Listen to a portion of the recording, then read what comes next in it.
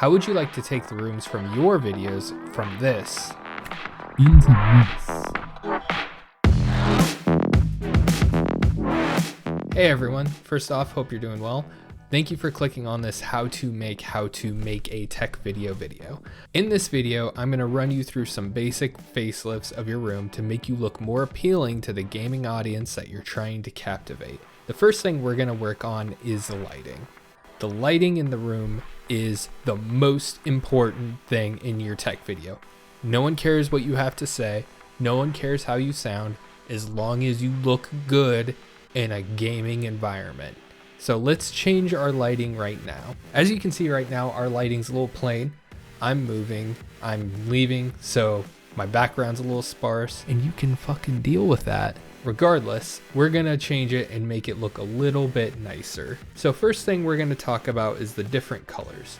You can go with a blue, which a lot of people do. Another one is like a fuchsia purple, which is also very common. You can also go with red, which not a lot of people use, probably because it's not very flattering. I would recommend going with all of them because some people are gonna like purple, some people are gonna like red, and some people are gonna like blue. So to split the difference, you are gonna wanna have a color speed, usually going about this way. That way everyone gets a little bit of something that they like. I am going to slow that down so you don't get a seizure. All right, now that we have all the different colors flying through, we need to take care of this side color. Right now it's neutral and that's a little bit boring, so I'm going to add a blue color. Now granted, it's going to kind of fade away when other similar colors add to it, but more color the better. The more colors you have in your background, the more people will listen to you. So make sure you get as much colored lighting, RGB everything. The next most important thing you're gonna need to do is you're gonna need to change how your mic sounds. Now, everybody usually wants to emulate an SM7B, or you can get an SM7B. That's pretty expensive and not a lot of people know what they're doing with it or if they'll sound good with it. So what I would recommend you do is instead of getting an SM7B, you just make a fake one and you lower the volume and you make it sound more like you're closer, because when you're closer you sound like you know what you're talking about. So let's do that now. We're gonna get our mic off frame and we're gonna bring in our SM7B.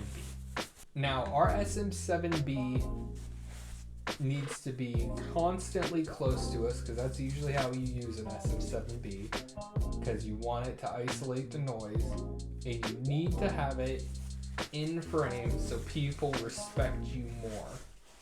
That way everybody knows, like, okay, this guy's pretty serious. He went and got an SM7B, so he must know what he's talking about. Now you're going to sound just as good as anyone else that has an SM7B. Granted, you may need to do some audio adjustments like I have. Boost the bass, make it sound like you're closer, make sure your hand's not in frame for your SM7B, and lower the track. And now that you sound like this, and now that you look like this, what is the last step?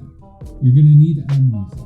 A lot of people usually go with like some sort of lo-fi in a lot of the tech and the how-to videos. I wouldn't recommend lo-fi because it's a little bit overused. I'm going to find some gangster rap that sets me apart, but I got to make sure it's filtered so I don't get a monetization strike, and maybe I can skirt the DMCA.